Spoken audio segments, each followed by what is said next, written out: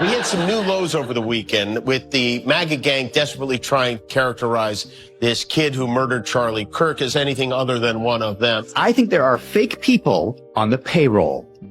I think that paychecks are getting sent to people who do not really exist. Here's the part nobody seems to be putting together. Charlie Kirk built something that was actually real and powerful. People can argue about his politics all day, and critics can question the way he played the game. But one thing is hard to deny. He helped drive one of the most financially strong conservative organizations in modern American history. Turning Point USA started as a small campus effort, just a few tables and student activists, and it grew into a massive operation pulling in nearly $40 million a year. That kind of growth does not happen by accident. Someone had to push the engine, and Charlie was right in the middle of it, making moves. Charlie was not just another executive sitting behind a desk. He was the brand, the face everyone recognized, the guy bringing in donors, the guy pulling crowds, the magnet that kept the whole machine moving. People who worked closely with him say money was never the thing driving him. Some insiders even claimed the board practically had to push him to accept a bigger paycheck. By his final year, his reported compensation sat around $390,000, which sounds big to regular folks. But in the world of major political nonprofits, that number is not exactly wild. Now think about the scale here for a second. Reports say the organization brought in close to $400 million across roughly a decade. For the person leading the charge, that salary actually looks pretty modest compared to what leaders of similar groups pull in. Charlie Kirk did not cash out and disappear, and he did not run the place like a personal piggy bank. He built the structure, pushed the brand, and kept the whole thing moving forward. And that is exactly why the next part hits people so hard. Because just about a week before Charlie was suddenly gone, something strange was happening behind the scenes. These concerns were not blasted across social media, and they were not said on stage or during interviews. According to people close to the situation, he was raising questions quietly, off camera, behind closed doors, and in private conversations that very few people even knew about. Behind the scenes, Charlie was reportedly asking serious questions about where the money was going. According to multiple sources, this was not casual curiosity either. People close to the situation say he was actively planning to create a special internal department whose only job would be to investigate the organization's finances. Think about that for a second. This was the same organization he had spent his entire adult life building from the ground up. If he was preparing to audit the system himself, it suggests he believed something was not adding up. Something caught his attention. Something did not feel right. And then suddenly, he was gone. We see that a lot of money, $8,560,625, is being sent to America's Turning Point. They are sending it to their own. Right after Charlie was gone, Erika Kirk made moves, and she moved quickly. Before much of the public had even fully processed the news, and before many people in Charlie's inner circle had finished grieving, Erika had already stepped into a powerful position at the top of Turning Point USA. A new title, new access, and control over the organization's financial direction. Almost immediately after that shift, a major media run began. She appeared everywhere, television interviews, podcasts, press circuits, one after another. Online, some people even started calling it something else, a grief tour. The cameras were always there, capturing emotional moments, focusing on tears, and repeating the same line again and again. This is what Charlie would have wanted. But here's where things get interesting. The people who actually knew Charlie personally, the ones who spent years working closely with him, were quietly saying something very different. Candace Owens, who has spoken about Charlie as a real person rather than just a public figure, said clearly that Charlie would have wanted answers. He would have wanted honesty. Soon, some observers started saying Charlie's passing was being turned into something that looked more like a stage production. The more Erika appeared on shows and tours, the more questions started stacking up online. People were not questioning her grief itself. They were asking about the money that seemed to be moving alongside it. Within a fairly short period after Charlie was gone, reports claimed Erika had collected close to $10 million through personal donations and fundraising efforts. And that number was completely separate from Turning Point USA. It was also separate from a reported life insurance policy, which some sources believe was worth around another $10 million. Then there was the sale of the couple's Arizona home, a property that reportedly sold for about $5.25 million. After the remaining mortgage was paid off, estimates suggest the sale could have left roughly $2 million in profit. Cash. When people started adding those numbers together, the picture raised eyebrows. On a strictly personal level, some estimates suggested Erika Kirk may have already had access to more than $20 million, and donations were still continuing to come in. Owens, along with other big voices, were telling donors to start asking for refunds. And yeah, some small-dollar donors actually did. Several well-known conservative figures and groups also contributed. Tucker Carlson's nicotine brand reportedly brought in about $5.4 million through a Give Send Go campaign, with around $1 million of that connected directly to the brand itself. Glenn Beck's organization reportedly added support as well, and several conservative PACs and allied groups also contributed funds. What caught people's attention was the structure of it all. Money appeared to be flowing in two different directions at the same time, one stream toward Erika personally and another toward Turning Point USA, while both paths were connected to the same central leadership. And that is where people really started leaning in and paying attention. Because when two massive streams of money start moving at the same time, both tied to the same moment and the same leadership circle, questions naturally follow. One stream was flowing into Turning Point USA, the organization Charlie Kirk spent years building into a national powerhouse. Donations, sponsorships, and political support continued rolling into the non-profit structure that already had a history of raising huge amounts of money. But at the very same time, another stream was moving toward Erika personally through donations, fundraising campaigns, and outside support. Online observers began pointing out that these were not small amounts either. These were millions of dollars moving quickly through different channels, all happening in the shadow of Charlie suddenly being gone. That overlap made some longtime insiders uncomfortable, not because fundraising after a tragedy is unusual, but because of the speed and scale of what was happening.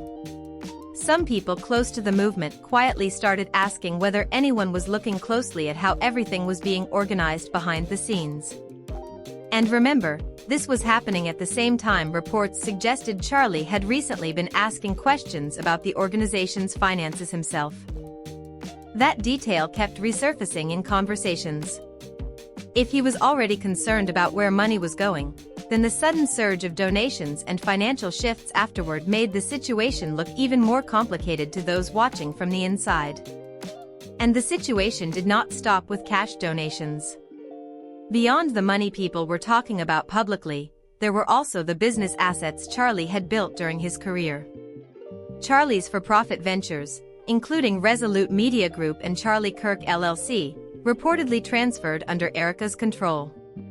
These companies carried consulting agreements, media rights, and brand licensing deals tied directly to Charlie's name and influence. And suddenly, that name carried enormous value.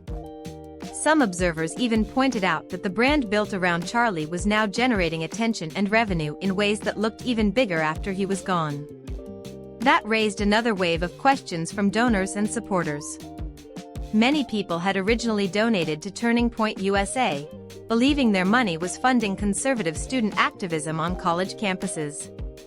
But as more financial pieces came into focus, some donors started asking out loud, "What exactly is our money paying for?" Then something unexpected happened that pushed the conversation even further into the spotlight. The person who broke the public silence was not a political rival, not a whistleblower, and not even someone from inside conservative media. It was Jimmy Kimmel during a late-night monologue. Kimmel criticized the political machine surrounding Charlie Kirk, and in the process he sparked a reaction that quickly exploded beyond normal television controversy. The backlash hit fast. Reports claimed regulatory pressure began building on major broadcasters. Some affiliates started pulling the show, and broadcasting groups reportedly demanded a formal apology along with donations to Turning Point USA. Within days, the pressure campaign escalated so quickly that Jimmy Kimmel Live was suddenly suspended indefinitely. This is not how an adult grieves the murder of someone he called a friend. This is how a 4-year-old mourns a gold. That moment shocked a lot of people watching from the outside. Late-night hosts criticize political figures all the time. That is nothing new. But the speed and intensity of the response in this situation made people pause and look closer. Instead of the story fading out after a few news cycles, the backlash actually pushed more attention onto the entire situation surrounding Charlie Kirk's passing and the money connected to it. Suddenly, more commentators, journalists, and online investigators started digging into details that had previously stayed in the background. Clips from Jimmy Kimmel's monologue spread across social media, and debates exploded everywhere. Some people argued the reaction against him showed how powerful the political network around Turning Point USA had become. Others claimed the monologue crossed a line and deserved consequences. But while those arguments were playing out publicly, another conversation was quietly growing underneath it all. People were revisiting the timeline again. Charlie reportedly raising questions about finances, his sudden disappearance from the scene not long after, then the rapid shift in leadership, the fundraising campaigns, and the growing pile of money moving through multiple channels. For many observers, the controversy around Kimmel ended up doing something unexpected. It forced a lot more people to start asking the same uncomfortable question. What exactly was happening behind the scenes during those final weeks? But here is the part that barely anyone talked about during all the noise surrounding Kimmel's suspension. While media companies argued over whether he should stay on air, and while Erika Kirk appeared in calm, controlled interviews speaking about forgiveness and grace, another narrative was forming right in front of the public. To say I'm sorry to someone who's grieving, go right ahead. But if that's not in your heart, don't do it. I don't want it. The image being presented was very clear. Erika Kirk was portrayed as the strong and gracious widow, the woman who chose dignity over revenge, the person who forgave even when many commentators said she did not have to. Conservative media outlets picked up that image quickly. On shows like Fox and Friends, hosts praised what they described as Erika's grace under pressure. Some analysts even said she could have gone for blood but chose not to. But there were details that rarely made it into those glowing segments.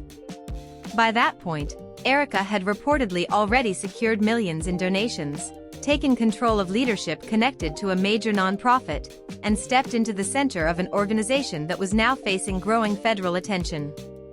Yet at the same time, she was still the one guiding much of the public narrative surrounding the story. And this is where another piece of the puzzle starts to matter, something that often gets buried under the personal drama. The Internal Revenue Service, IRS, does not casually investigate large organizations like Turning Point USA. There is a process, and there are triggers. Typically, something has to be reported, flagged, or formally submitted before a federal agency decides the case is worth its time and resources. Federal investigations like that do not just appear out of thin air. For an agency like the IRS to start paying attention to a large national nonprofit, something usually has to set the process in motion. Sometimes it comes from financial filings that raise questions. Sometimes it starts with internal complaints. Other times it can come from documents, tips, or reports that land on the desk of someone whose job is to review irregularities. Whatever the trigger was in this situation, the point many observers kept making was simple. Something had to happen behind the scenes before federal officials decided the organization deserved closer attention. And that brings the timeline back into focus again. Because according to people familiar with Charlie Kirk's final weeks, he had already started asking questions about the organization's finances. Not publicly, not during speeches, and not in front of cameras. These conversations were reportedly happening quietly with people inside the operation. That detail kept resurfacing in conversations among commentators and insiders. If he had been preparing to look deeper into the financial structure of the organization he helped build, then the timing raised eyebrows for many watching from the outside. No one publicly confirmed what he might have discovered, and no official report explained exactly what he was concerned about. But the sequence of events left a lot of people wondering the same thing. What exactly did Charlie see that made him start asking those questions in the first place? According to several insiders, the triggers that caught attention were not just rumors floating around online. They reportedly came in the form of leaked emails, not vague speculation, not secondhand chatter, but actual internal communications and documents. These emails allegedly outlined years of financial movement inside the organization, activity that some sources claim Charlie himself may not have fully known about. What made the situation even more surprising was the list of names connected to those communications. Reports suggested it was not only Erika Kirk appearing in those exchanges. Some of the names allegedly included people who had long been seen as loyal to Charlie, trusted figures from his inner circle. These were individuals who stood beside him at events, appeared at conferences, and publicly supported the mission he helped build. Starting to think that the assassination of Charlie Kirk was something akin to a regicide, right? The assassination of a king to install a new ruler who the king would have never approved. Over roughly a decade, Turning Point USA reportedly raised close to $400 million. Charlie Kirk had spent years building the organization step by step as it expanded across campuses and into national politics. But critics and observers began pointing to financial records and asking difficult questions. Some claimed the publicly visible numbers did not appear to match the scale of fundraising people believed had taken place. The organization reportedly grew from around a $4 million operation to nearly $40 million in annual revenue in less than 4 years. According to some sources, that rapid growth curve did not perfectly align with what certain filings appeared to show. Eventually, the situation reportedly caught the attention of federal authorities. And once investigators start looking at financial activity, word tends to spread quickly inside the organization itself. People inside Turning Point USA reportedly realized that the IRS had begun paying attention. At the same time, another detail quietly raised eyebrows among observers. Reports suggested Charlie's parents and immediate relatives had largely been kept on the sidelines. They were not publicly brought into leadership discussions, and they were not visibly involved in shaping the future of the movement he spent years building. That detail alone caused many people to pause and look at the situation differently. When a major public figure is gone, it is common for family members to play some role in protecting the legacy they helped build. But according to several reports circulating at the time, Charlie's closest relatives were not being placed at the center of those decisions. Instead, the leadership structure around the organization appeared to tighten around the existing circle already in control. Public messaging continued, interviews continued, and the public image of unity remained strong. But behind the scenes, observers began noticing how carefully the narrative was being managed. Supporters of the organization argued that stability was necessary. They said the movement had to keep operating, keep fundraising, and keep pushing its mission forward without interruption. From that perspective, a quick consolidation of leadership made sense. Critics, however, saw something else. They pointed to the unanswered questions about finances, the reported internal emails, and the federal attention that had started to surface. To them, the speed of the leadership shift looked less like stability and more like control over the story being told. And the longer the situation unfolded, the more people began circling back to the same unresolved issue. Charlie had reportedly started asking questions about the money before he was suddenly gone. That single detail continued to hang over the entire story like a shadow that refused to disappear. Meanwhile, Charlie's own family, the people who raised him and share his name by birth, have reportedly been pushed quietly to the sidelines. These are the relatives who knew him long before the cameras, long before the conferences, long before Turning Point USA became a national political force. Yet according to several observers, they have not been placed at the center of protecting the legacy he built. Instead, a different version of the Charlie Kirk brand seems to be taking shape around them. And that raises a question many people keep asking. Who benefits when the family is kept at a distance? Who benefits when the legacy of a powerful figure is tightly managed by a small circle of people?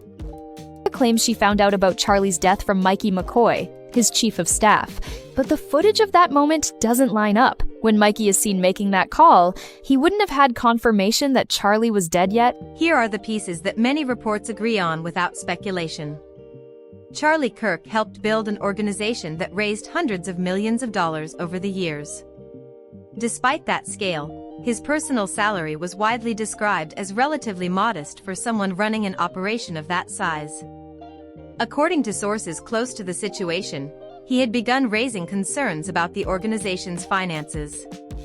Shortly before he was suddenly gone, those questions were reportedly being discussed privately, about a week before everything changed. Whatever he intended to investigate, he never had the chance to follow through. After he was gone, Erika Kirk stepped into control of several major pieces at once. That reportedly included non-profit leadership, the connected for-profit companies, media rights tied to the brand, personal donations, insurance payouts, proceeds from the sale of their home, and the public identity surrounding Charlie's name. At the same time, something else shifted. People who once defended Turning Point USA in public became noticeably quieter. Donors began asking more direct questions. Internal emails started circulating online. Federal authorities reportedly began looking into financial activity, and some reports claimed investigators were quietly asking questions about who knew what and when. And in another twist that caught people's attention, Erika's former boyfriend, Cat Phillips, later appeared as a speaker at Turning Point USA. That detail alone surprised a lot of people watching the situation unfold. When names from past personal relationships suddenly appear inside the same political organization connected to a major controversy, it naturally grabs attention. Observers began pointing out how unusual the entire picture looked when all the pieces were placed side by side. A massive political nonprofit worth tens of millions of dollars each year. Internal questions about finances. Leaked communications circulating online. Federal authorities reportedly taking interest. And at the center of it all, the brand built around Charlie's name continuing to grow even after he was gone. For supporters of the organization, the explanation was simple. They argued the movement had to keep moving forward. Turning Point USA had built a national network, a large donor base, and a strong presence in political activism. From their point of view, continuing events, speakers, and public appearances was part of keeping that mission alive. But critics and outside observers kept returning to the same uncomfortable point. The deeper people looked into the timeline, the more complicated it appeared. Questions about finances had reportedly been raised. Leadership had shifted quickly. Major sums of money had moved through multiple channels, and the public image surrounding the story had been carefully shaped through interviews and media appearances. All of that left many people with one lingering thought. The story people saw on the surface might not be the full story unfolding behind closed doors. Cat Phillips now works with the Daily Wire, the same media outlet that reportedly had ongoing friction with Charlie during his lifetime. Yet only months after Charlie was gone, Phillips was appearing at events meant to honor Charlie's legacy. For many observers, that did not look like a random coincidence. To them, it looked like another thread in a much larger web of relationships, influence, and shifting alliances. Kirk's ex is now the speaker for Turning Point. Cabot Phillips, the editor of the Daily Wire, the outlet that actively had beef with Charlie. The same Daily Wire that went and took over the Charlie Kirk show for a cameo 6 days after he was... Then there was the moment that exploded across television. Jimmy Kimmel said something during a late-night monologue that sent the entire conservative media ecosystem into a wave of outrage. The reaction came fast and loud. Calls for apologies, demands for accountability, and intense criticism filled the news cycle. Kimmel quickly became the central villain of the story, the name dominating headlines and debate shows. But some observers began pointing out what that reaction accomplished. All the attention stayed focused on Kimmel. The cameras stayed pointed at a comedian, not at Erika Kirk. The public conversation centered on the tone of a late-night joke instead of the financial questions surrounding a powerful non-profit organization. While everyone argued about television drama, very few people were asking deeper questions about the money, the leadership, or the sudden changes happening behind the scenes. From that perspective, Kimmel was not the real story at all. He became the distraction that pulled attention away from the larger issue unfolding in the background. And while the spotlight stayed on him, the real questions quietly faded from the public conversation. Who is actually running Charlie Kirk's legacy right now? Who controls the money connected to his name? Who decides what his brand represents going forward? And most importantly, is any of it truly what Charlie would have wanted? Because if he had started raising concerns about finances shortly before he was suddenly gone, and if the same people who may have benefited from his silence are now leading the organization, then the issue goes far beyond simple fundraising. At that point, the conversation stops being just about numbers on a balance sheet. It starts becoming a much bigger question about power, control, and who gets to shape the story of a man who is no longer here to speak for himself. Because once a public figure is gone, the people left behind often become the ones who define the legacy. They decide which stories get told, which details get highlighted, and which uncomfortable questions slowly disappear from the spotlight. In Charlie's case, the brand built around his name was enormous. Years of speeches, conferences, donor networks, and political influence had turned Turning Point USA into a major force. That kind of platform does not just vanish overnight. It becomes something valuable, something powerful, something people want to control. Supporters say the organization is simply continuing the mission Charlie believed in. They argue that leadership transitions are normal after a loss and that the movement must keep pushing forward. But critics keep pointing to the timeline again and again. Financial concerns reportedly raised shortly before he was suddenly gone. Leadership shifting quickly afterward. Massive donations flowing through multiple channels. Federal investigators reportedly taking interest. And the people closest to Charlie by family ties remaining mostly out of the public picture. Put all of that together, and the questions do not disappear. If anything, they only grow louder the longer the story continues to unfold. In the end, the real question is not just about money or headlines. It is about who Charlie Kirk really was, and whether the people now controlling his legacy ever truly cared about protecting that answer. Charlie built something real, a movement, a network, an organization that reached across the country and raised enormous support. But what is being built in his name right now is something people are still trying to understand. Donors are asking questions. Members of his family are watching closely. And according to reports, federal investigators are still going through documents and financial records connected to the organization. According to people inside Turning Point USA, the pressure behind the scenes is growing, and the walls may be closing in fast. If you found this breakdown interesting, make sure you like the video, subscribe to the channel, share it with someone who needs to see it, and drop your thoughts in the comments below. Thanks for watching, and I will see you in the next one.